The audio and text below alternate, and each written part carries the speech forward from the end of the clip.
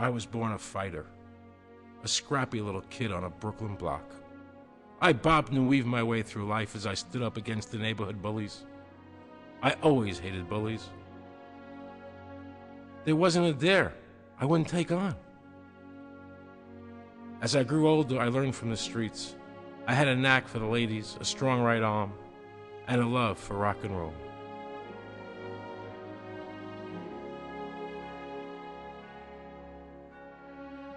I opened the Chicago nightclub and booked big-name bands like the Grateful Dead, Led Zeppelin, and The Who. During the '68 convention in Chicago, I watched firsthand as the government raged out of control. I managed Bette Midler, founded the Manhattan Transfer, and was fortunate enough to win an Emmy, a Tony, and my films received 6 Academy Award nominations. I produced Trading Places, The Rose, and Wise Guys. But today, I am standing in front of the camera to fight for the rights of all Americans. Because today, I am frightened for the future of the country I love. Ladies and gentlemen, mad as hell, Mr. Aaron Russo.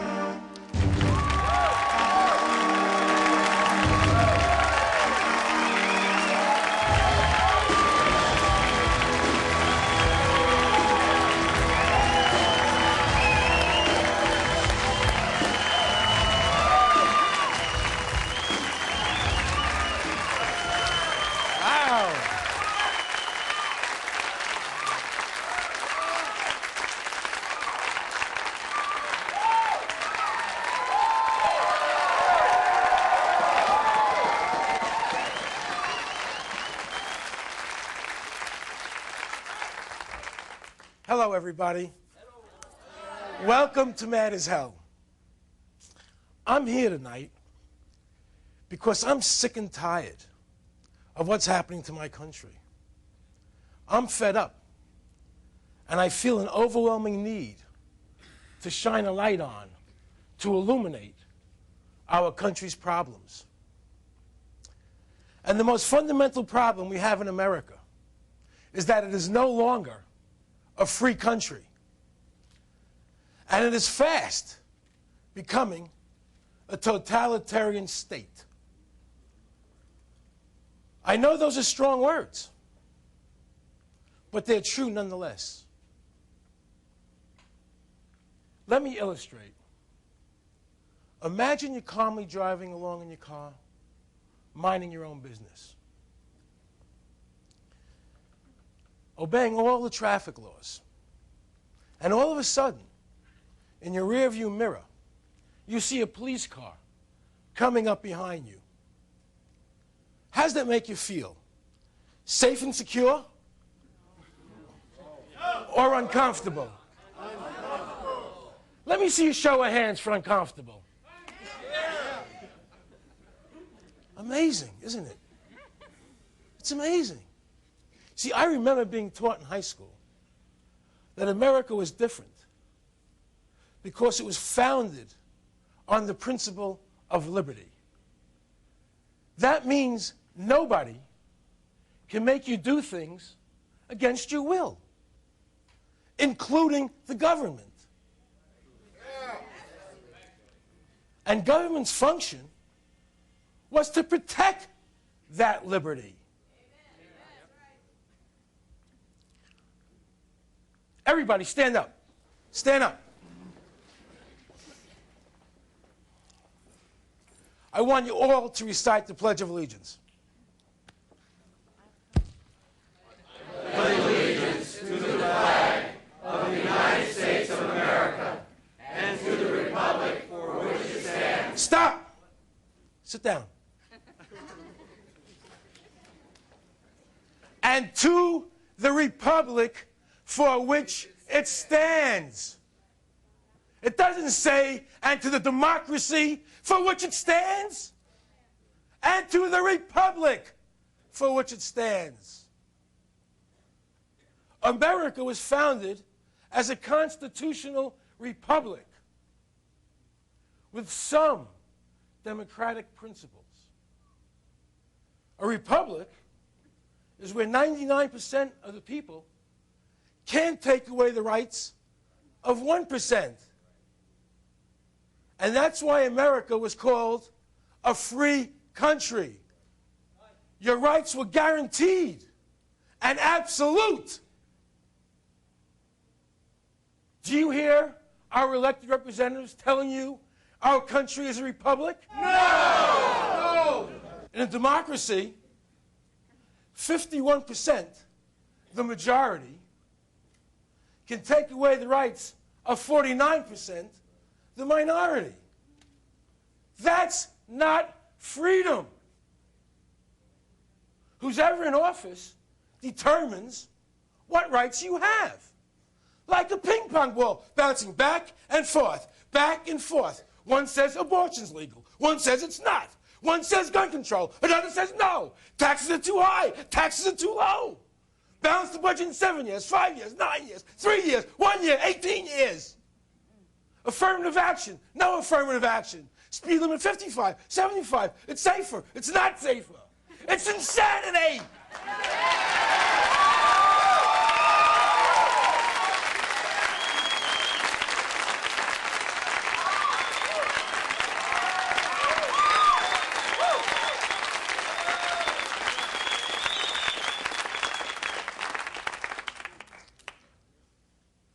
This creates a deep and dark division in America. Left versus right. Rich versus poor. Gender versus gender. That means man versus woman. What we need is a set of principles to live by, no matter who's in office. And we have it. It's here. It's called the Constitution.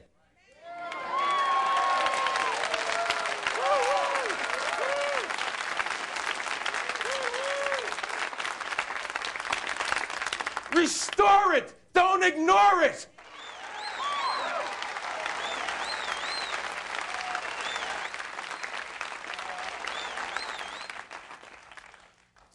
People often ask me, Aaron, are you a liberal or a conservative? A Democrat or a Republican? Those are just labels. They don't mean shit. The right question is, Aaron, are you free? Are you free? No. Are you free? No. Are you free? No. You own your lives. No.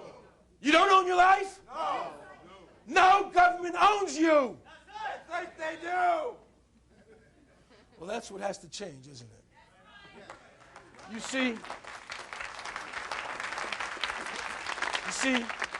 government is the problem, not the solution.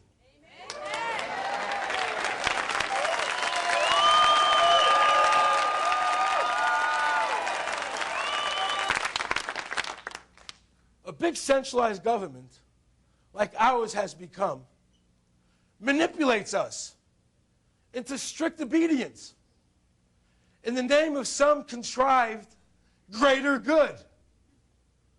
Social engineering.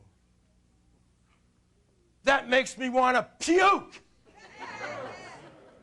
Because that's the big lie. That concept is the basis for the destruction of America. It is the antithesis of everything we stand for. There is no greater good than each of us being free. That is the ultimate good.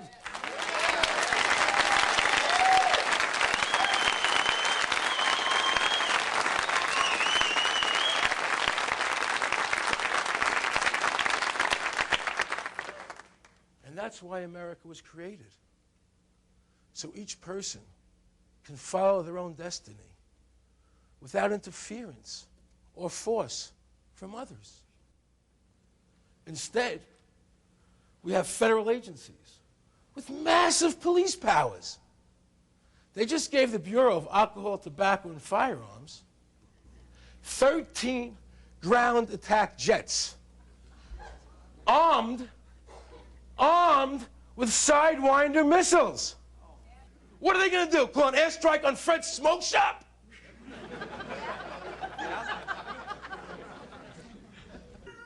That's why my grandparents left Europe, to come here, to get away from governments who forced them into obedience. But now, here has become there.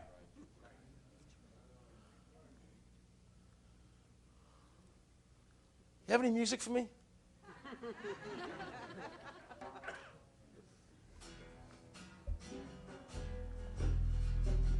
Enough of that shit.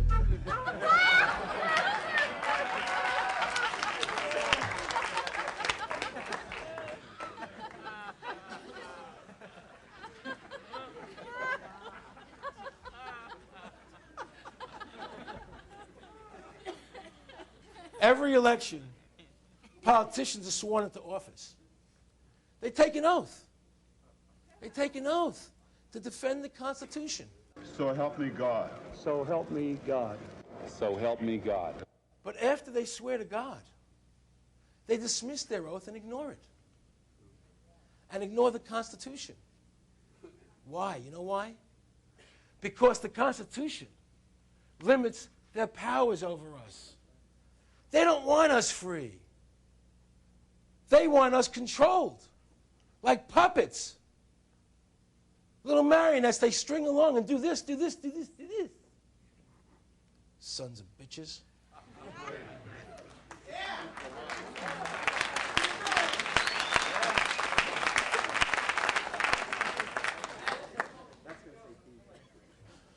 After the Oklahoma City bombing, the President and Congress called for the immediate passage of the anti-terrorist bill. The time is now to enact this important legislation. You can be sure that terrorists around the world are not delaying their plans while we delay the passage of this bill. It sounds great. Get rid of terrorism. Yeah. Yeah, on the surface. But scratch the surface of this bill, and we discover an overreaching power that is akin to dictatorship. 10-year sentences for the crime of supporting the lawful activities of an organization the president unilaterally, you hear that word? Unilaterally declares to be terrorist. And it's not appealable. He says it, that's it.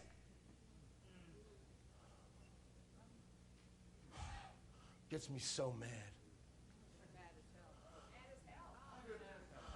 In addition, this bill allows five hand-picked judges, hand-picked federal judges, to hold trials in secret. In secret! Behind closed doors. Wait. Without a jury. And the defendant isn't even present at his own trial to defend himself. You know why? Because he doesn't even know it's happening. Okay? He doesn't even know it's happening. That means you could be on trial right now and not even know it. And you were just found guilty. All of a sudden you're gone. All of a sudden people are going to start disappearing. They're whisked away. What happened to Sam Jones? I don't know. He was at work yesterday.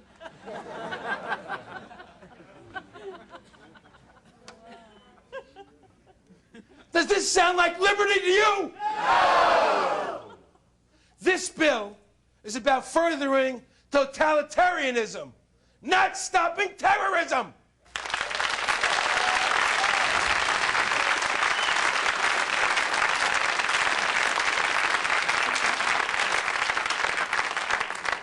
Welcome to the new America! Russo for president!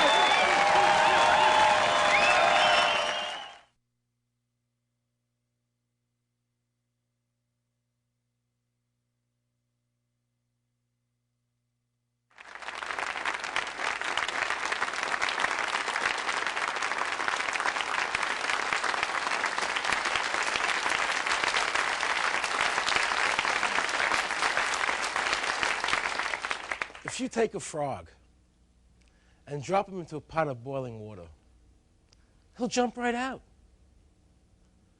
But if you take that same frog and put him in a pot of cold water and slowly turn the heat up, he'll sit in that pot of water, lulled into complacency, until he boils to death.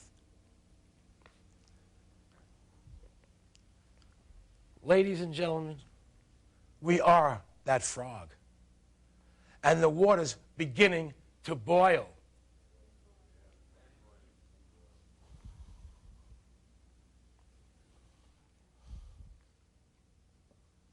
Did you hear we're being fitted for National ID card? Good. And it will be digitally encoded with the retina pattern of your eye or with your fingerprint. And every American will be required to carry one. Required is another word for forced. According to this bill, come 1999, all employers will be required to receive authorization from the federal government before hiring any new employee.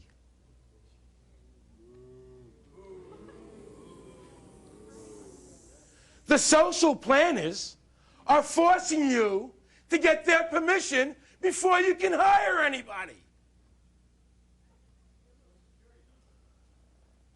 And your name has to be on their database to even get a job. Do you want your name on their database? No! I sure as hell don't and won't.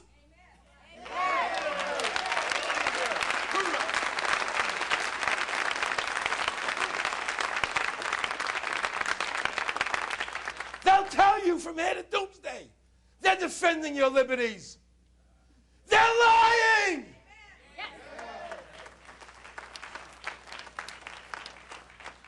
Don't listen to what they say. But pay very close attention to what they do.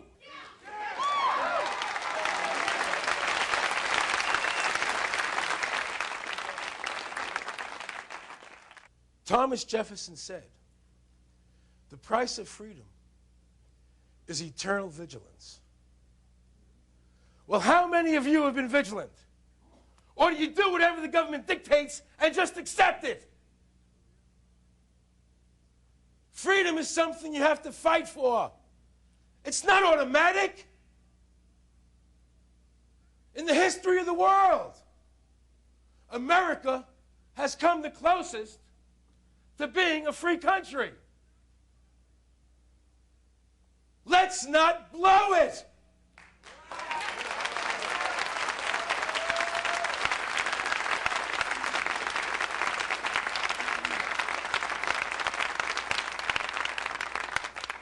Speaker of the House Newt blew it when he urged fellow members of the House of Representatives to destroy the Fourth Amendment by passing H.R. 666. Do you know this bill will allow the government to invade your home without a search warrant? Congress and the President have no authority to ignore the Constitution. But they're doing it. The major media never reported this. Why? Free press, please. It's a controlled press. And what they don't tell you is costing you your freedom.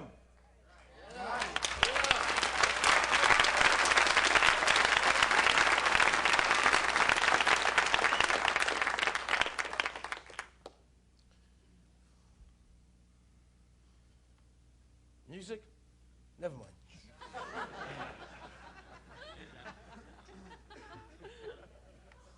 I'm on a roll. Why are you guys there anyway? I can't figure this out. Congress has passed the FBI wiretap bill. This requires that wiretaps be pre-built into all phone switching equipment by October 28, 1998. So that the Justice Department can listen in on any phone conversation in America, sitting in their office, pressing some buttons. Let's see what Aaron Russo's saying today. Sons of bitches.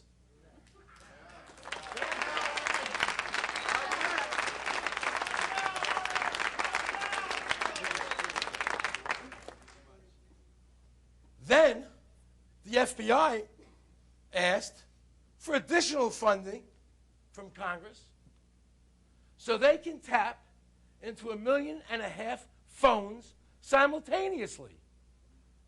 And when you tie that into HR 666, little nasty number there, they won't even need a court order.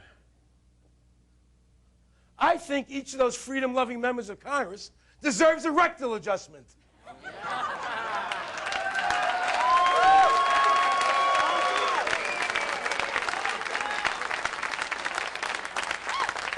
Now that's liberty.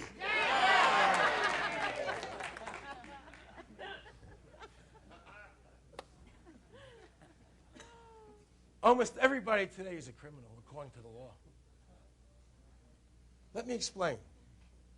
The federal code is over 1 million pages of fine print. It's been estimated that it would take 23,000 years to read. Okay.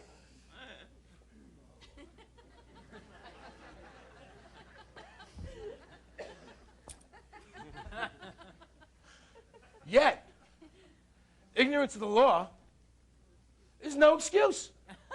We are responsible for all these laws. It's just a question of who and what law enforcement decides to focus on as to whether you go to jail, or you go to jail, or you go to jail. How does that make you feel?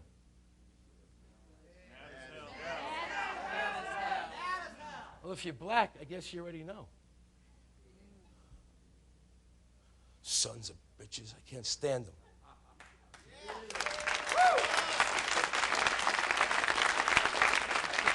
I mean, I can't stand them.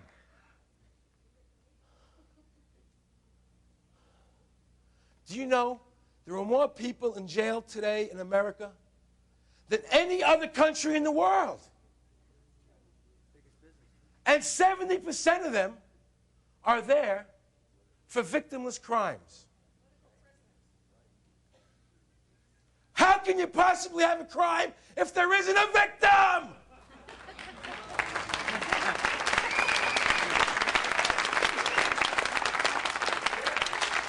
Idiots. They spent a fortune. They spent a fortune trying to put Heidi Fleiss in jail. And yet, at the same time, they let out a rapist who's victimized over 200 women. When they asked the rapist if he was going to rape again, he replied, That is information that will come out in the watch eventually. You know, so right now the cards are still in the air. well, thank God they got Heidi Fleiss off the streets. I feel so much safer.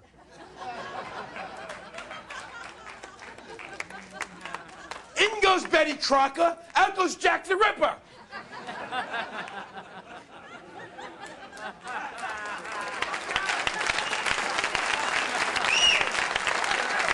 It's insanity! It's insanity!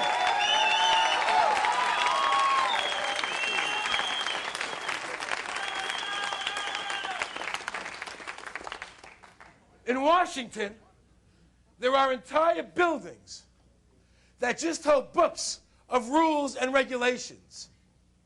big, big buildings full of bureaucrats whose job is making sure you and everyone else follow this endless stream of rules until we choke to death.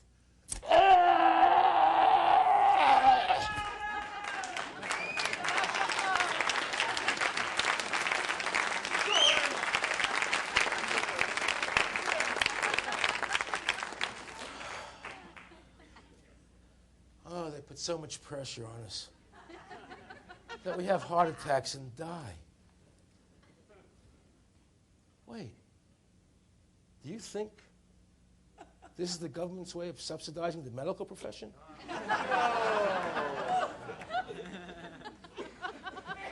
But Dr. Kessler of the FDA wants to subsidize not only the medical profession, but the drug companies as well,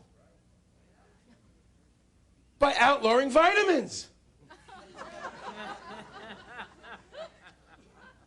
He wants you to get a prescription just to buy vitamins. Heil Kessler! Oh shit, did I say that? It must have been a vitamin C deficiency. But nothing to worry about. I have Social Security.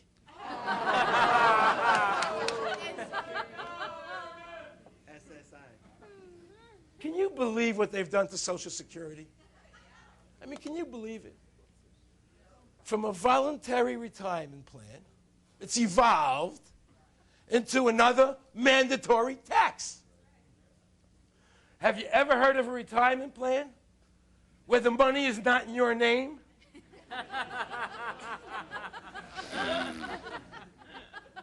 And the custodian can spend it at his will? And you can't leave it to your heirs? And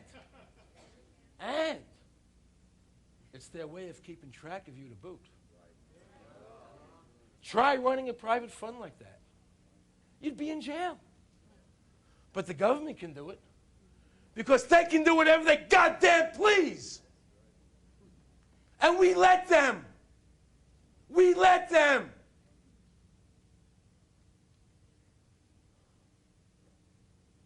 And then there's the IRS.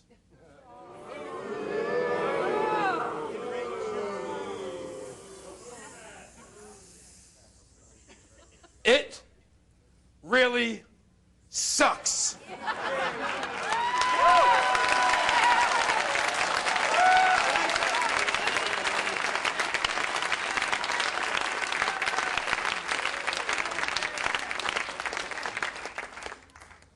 I didn't know whether to say sucks or steals. They're both so appropriate. They tax you your whole life. And when you die, they tax you again on the money you leave your family.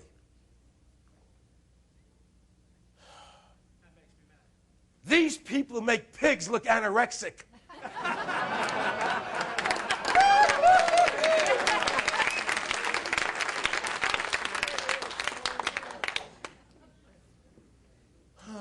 This is hard work. The San Francisco Chronicle reports by the year 2010, federal income tax and Social Security combined will take 84% of everything you earn. Now, I ask you a question. How can you raise a family if parents are supporting the government instead of their children? Of course morality is declining. Of course crime is soaring. How could it not?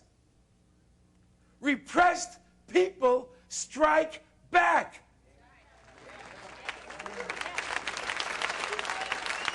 And there are a whole lot of repressed people in America today.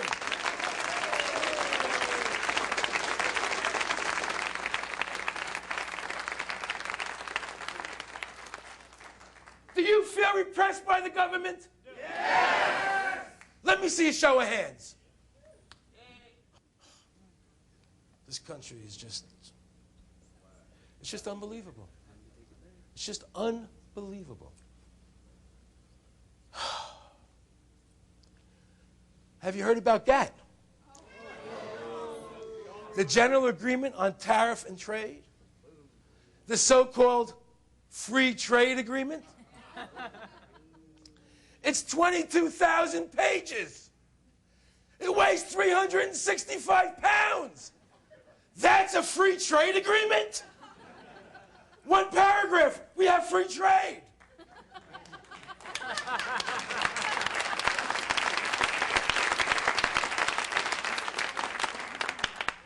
No one, not even your congressman or your senators, read it.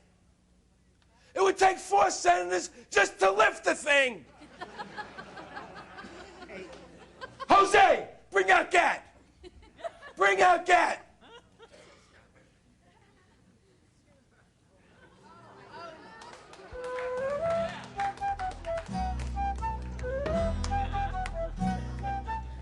Dump it.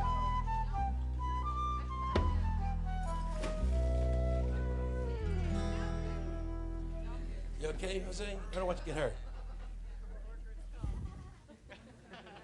I'm the star here, Jose.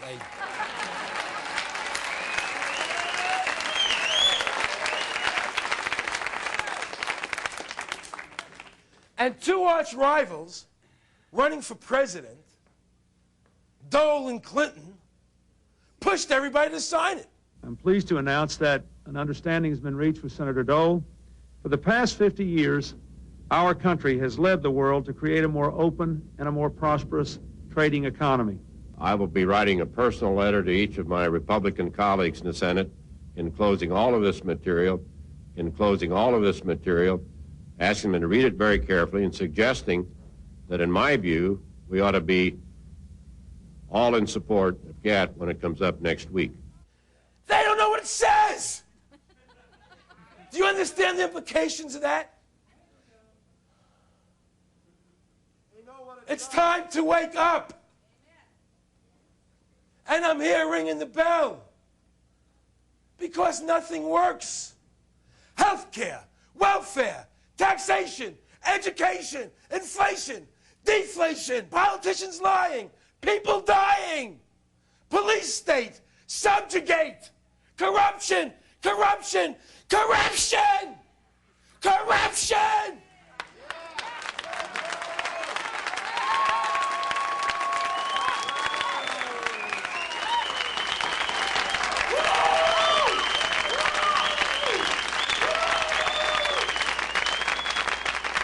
Are you mad yet? Yeah. Let me hear I'm mad as hell, and I'm not going to take it anymore. Come on. I'm mad as hell, and I'm not going to take it anymore. I'm mad as hell, and I'm not going to take it anymore. I'm mad as hell, and I'm not going to take it anymore. We're mad as hell, and we're not going to take it anymore. Remember, fighting for freedom is an old American tradition. We will not be denied.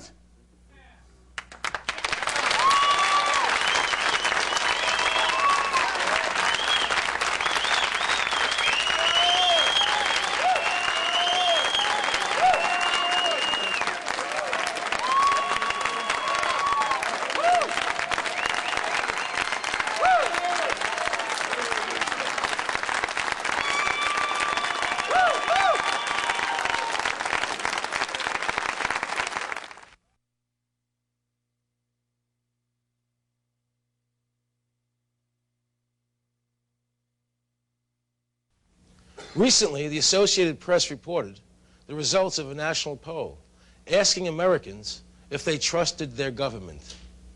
70% did not.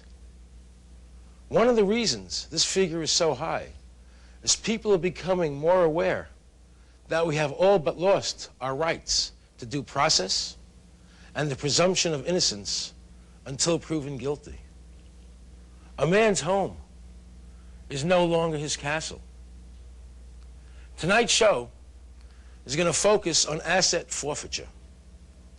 Using that catchphrase, government agencies can lawfully storm your residence and seize all your assets.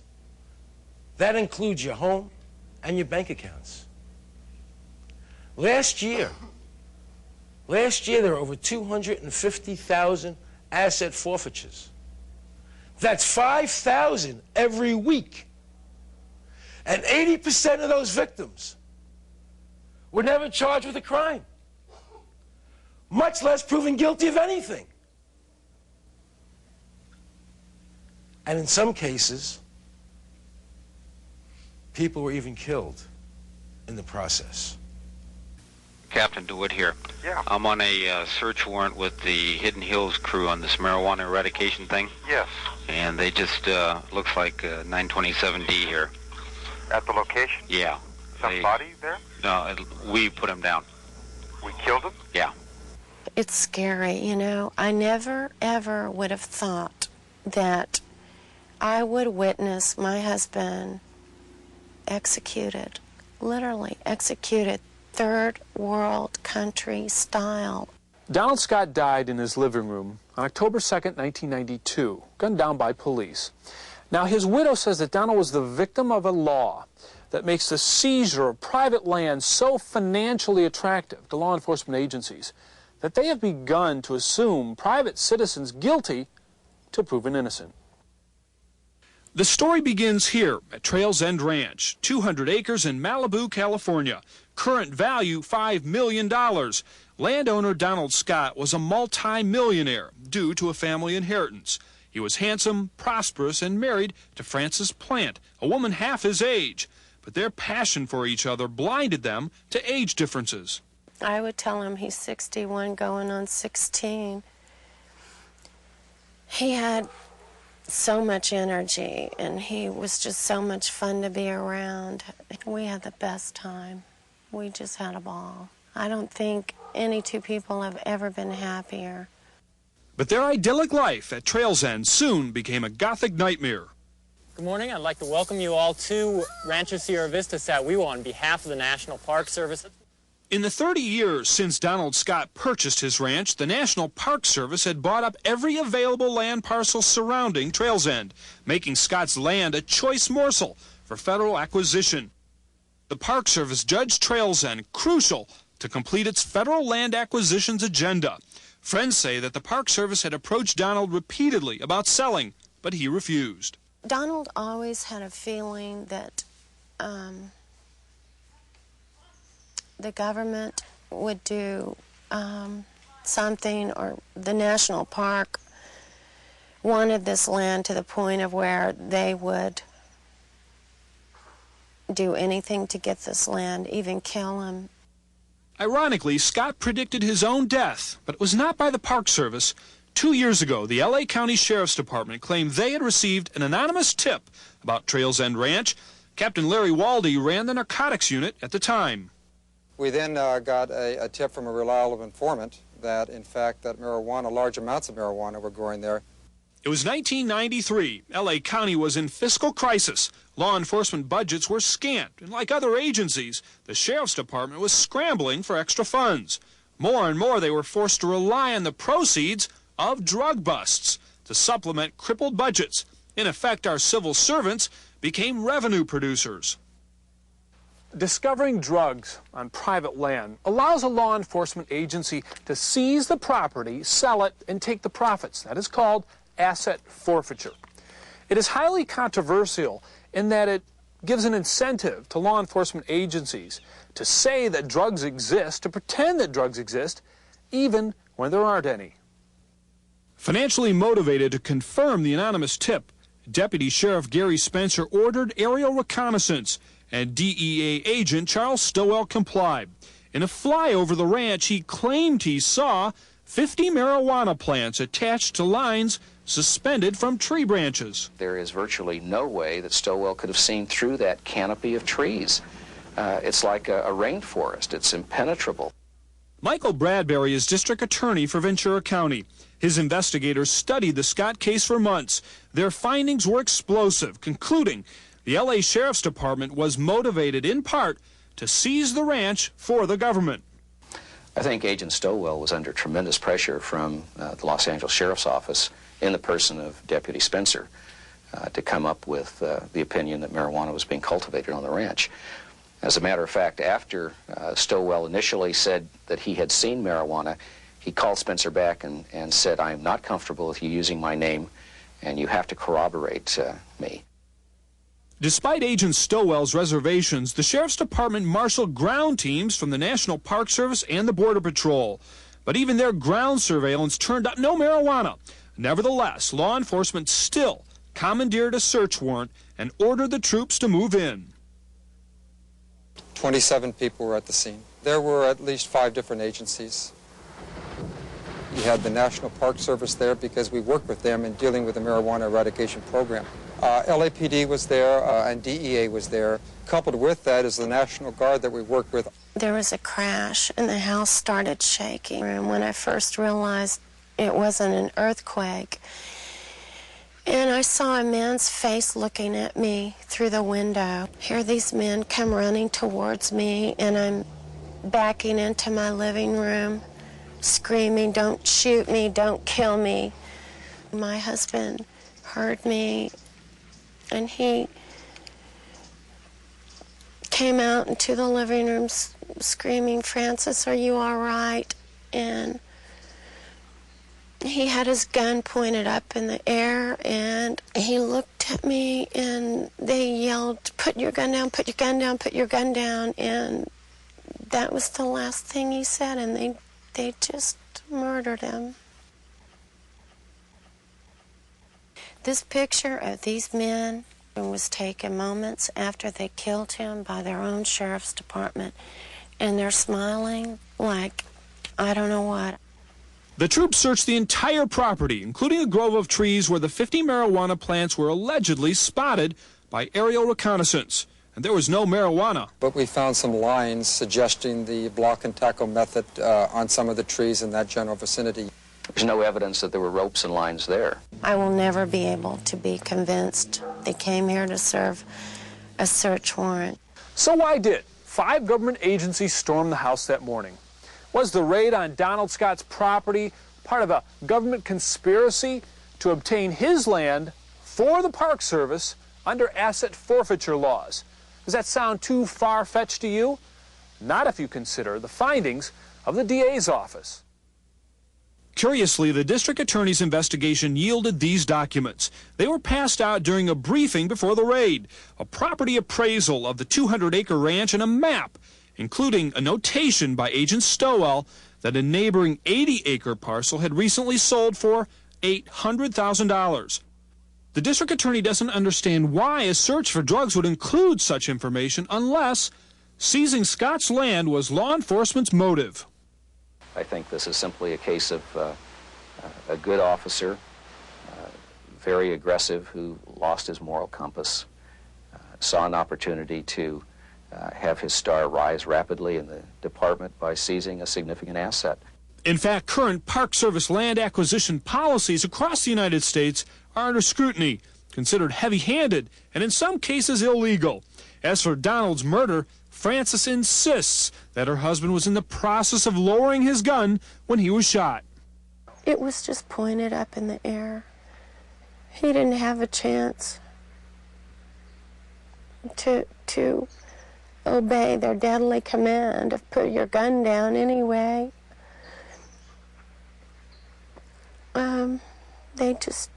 They just blew him away. And Frances's nightmare just kept getting worse. Months after Donald's murder, the ranch house burned down. Frances says it may have been arson. The house is burned down because the national park refused to let the Ventura Fire Department put out the fire. They could have made a very simple fire break. They had all their equipment there just to make one little fire break, and the national park stopped them. They said it is against our park policy to disturb the natural beauty of our park land. And now, guess what? Now the IRS wants to force a sale of this land to make us pay death taxes. So let me get this right. One agency of the government comes in and kills your husband. And now that he's dead, another agency of the government comes in and wants the land. Well, they haven't met me yet. They're not going to get this land. I couldn't believe this could happen in our country. I couldn't believe my father has fought in 2 wars for us to be safe in our homes. And for this to happen in America it's unbelievable.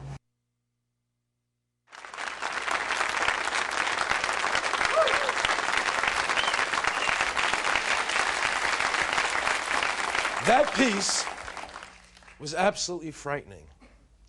And the fact that the 2 deputies who shot Donald Scott are still in service only goes to prove the point that the government is unaccountable. We are very fortunate to have with us on today's show 3 of America's foremost experts on asset forfeiture. Brenda Grantland is a graduate of George Washington University's Law School. She presently serves on the board of directors of FEAR, Forfeiture Endangers American Rights. And Jeffrey Steinborn is a graduate of Yale Law School and a prominent Seattle attorney who specializes in asset forfeitures. Judy Osborne is a hooker from Santa Monica Boulevard. No, I'm just kidding. I'm sorry. A little. You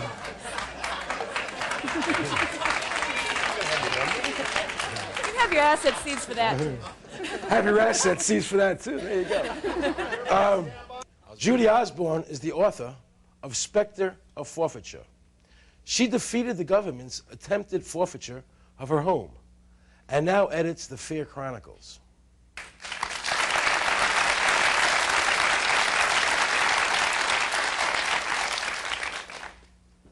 Is what happened to Donald Scott a rare occurrence? Many of the things that happen to Donald Scott happen every day. There are people that are getting killed because of the war on drugs and because police want to seize their house. There are many instances where the police lie to obtain a search warrant. And there are many times when the raids are made on places where no crime is being committed. Mm-hmm. So how does civil forfeiture differ from criminal prosecution? It's so easy to forfeit something civilly. All they have to do is say that we want it and come and get it. And at that point it becomes your burden, you the property owner's burden, to hire an attorney if you can find one who understands the law and to go there and prove that the government doesn't have a right to your property. So it's enormously different. Really all the government has to do is wish for it and it's theirs until you can go try to get it back, which is very difficult. Wait, are you saying to me that under civil forfeiture the government doesn't have to prove anything? No. There's no due process of law? No, that's correct. That's what I'm saying. So they can seize your property based on hearsay, and hearsay is really nothing more than a police officer standing in front of a judge and swearing to something for which he's not accountable. And that's enough to get the papers to seize your house. Then you have to go back to court and try to prove that your house or your property is not tainted by some unlawful conduct. So how does do the police or the authorities decide whether a case is civil or criminal? Well, I think nowadays they have to think more seriously about criminal because of some new developments in the law. But up until about a year ago, the courts had ruled that civil forfeiture of your property was not punishment, and therefore the government didn't have to follow the usual rules that they have to follow when they try to punish you for committing a crime. So if the authorities have the option of saying this is criminal or civil, they can always say it's civil because it's easier for them to take it. Absolutely easier. And that's what they do, and that's why for the last 10 years the government civil forfeiture program has really been running amok. What you have here is the government, well, the looters are in the wheelhouse, and they're using the government as a way to loot the country. And the result of it is that the police in situations like this really run around like children without adult supervision, taking what they want. In about 90% of the cases there is no recourse. The property's gone, and whatever rights may have been violated along the way are simply ignored. Fortunately, assassinations are rare, but they're certainly not unheard of, and I'm sure we haven't seen the last of them. So they can, if they want to, they can just come in and say that they can just plant evidence and say... They can do that too, but they don't have to. They don't need evidence. They don't need evidence. They need a cop We all know how honest cops are. They need a cop who's ready to swear that somebody reliable told him or her that there's pot in your house, or that you sold some drugs or committed some crime, and that the fruits of that crime are invested into your real estate or in your bank account. So if some informant says Aaron Russo is growing marijuana in his backyard, and the cops come and raid my house, they can seize my home, my bank accounts, based on the fact that some informant said that. That's correct. An informant who stands to gain 25% of your seized assets. Whoa! Wait a minute. No! You mean the informant gets a piece of this action? Yes, either in reduced jail time in some cases, but most often up to 25% of the forfeited assets. It's right there in the statute. It's right there in the statute, yes. So I'm going to call up on everybody in here. Hey! This one. Let's seize their house. I'm getting 25% of that? And it places the owner in the untenable situation of trying to prove a negative. I challenge anybody here to prove there was no marijuana in your closet on this day 2 years ago. Prove it. That's the scary part about it, and what's happened. You know, Aaron, we've been talking about the Constitution, but this demonstrates very clearly the Constitution is what the judges say it is. And if the judges say this is constitutional, then it is. And so one of the problems really is that the judges, we have to have some judges who have the courage to talk about what your rights are and to be offended by this. But the Constitution is very plain English. It's not very difficult to understand. Well, you would think so, but historically it's always been nothing more than what the judges say it is. And this generation of judges seems to have a low esteem for some of these rights that we hold so dear. So who's vulnerable to forfeiture? Like everyone. Or anybody. You know, there are lots of cases now where third parties are having their assets seized because of something someone else did. Say a landlord-tenant situation, for example. You may own an apartment building and someone living in your apartment may be selling drugs. The police will come to you and say, get that tenant out of there within 2 weeks or we'll take your property. And you go to your lawyer, you find out that the local landlord-tenant law requires you to give your tenant due process.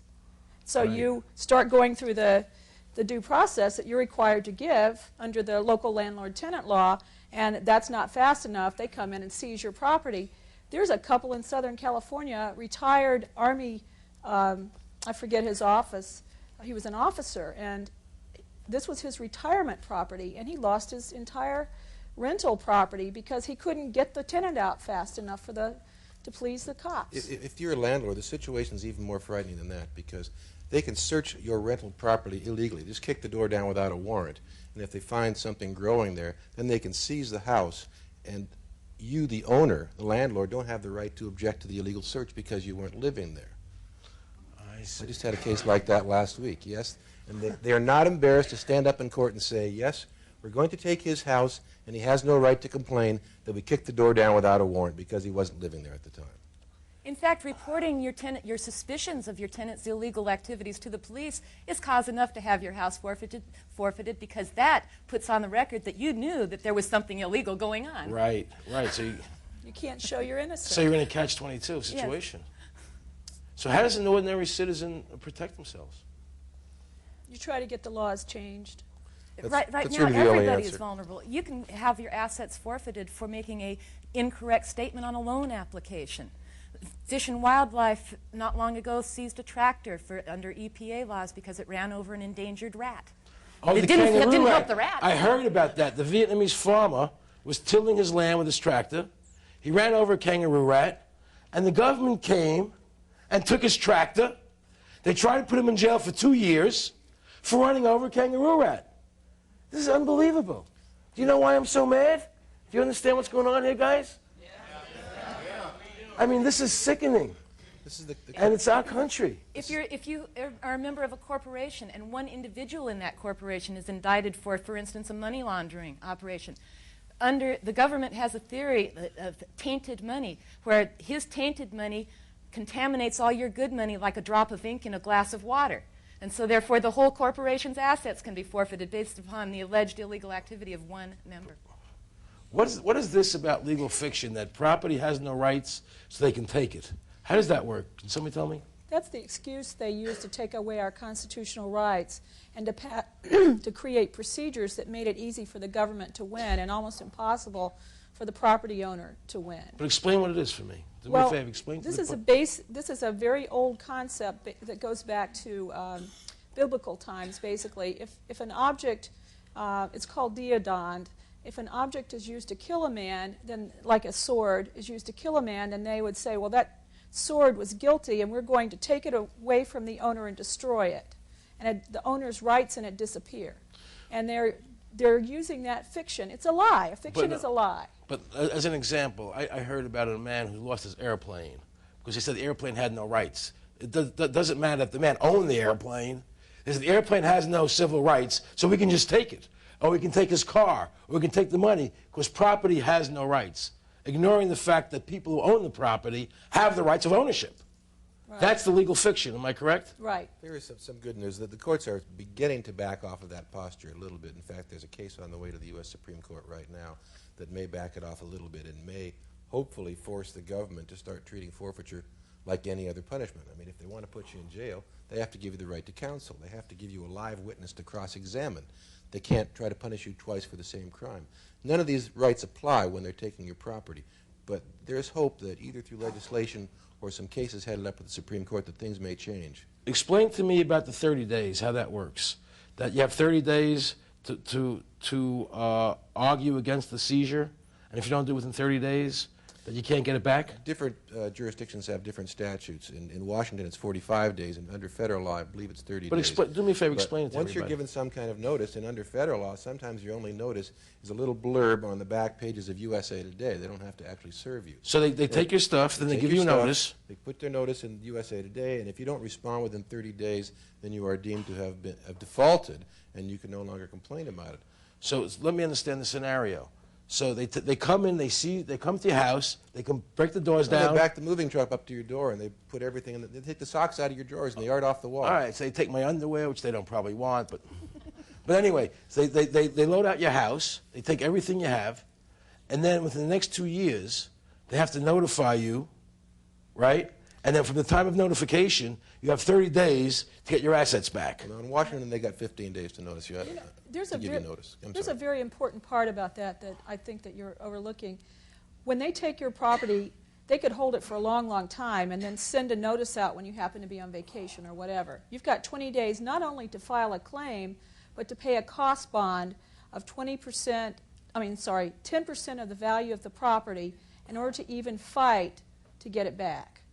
So in order to get a hearing, you've got to pay for it in advance. But if they just took everything you own, how can you pay for anything? Well, you're indigent, and of course you can't hire a lawyer, but because it's a civil case, you are not appointed a counsel. So you have no money left to hire a lawyer. Correct. They don't give you a court-appointed lawyer, so you can't even fight back in the time allotted. And the law is so complicated that the majority, I would say, of lawyers don't even know how to fight civil forfeiture. This is unbelievable. So people can't fight it themselves. And which federal agencies have the power to do this? Most of them. And that's the reason that most forfeitures, people abandon or give up their property or lose their property without ever going to court, without ever getting a day in court. They just lose it. And though the precedents were set by drug laws, there are over 200 federal forfeiture statutes, and many of them don't even contain the exemption for innocent owners that the drug laws contain. Where does the money go when they take it all? The police get to keep it. Whoa!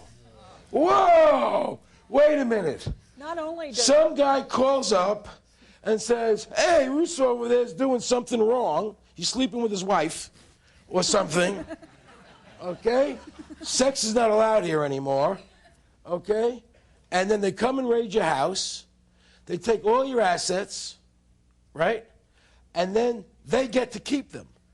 But the informant gets 25% of it. The informant gets up to 25%. So if they take my car, they keep the car? Do they sell it? Does some cop take it? Some cop can drive it if they want it. Do you get this, guys? Do you get what the hell is going on here? Does anybody have any questions for my guests over here? Anybody have any questions they might want to know? Yes, please. You have told us what is happening. Please tell us how to defend ourselves against this. We want to know the remedy.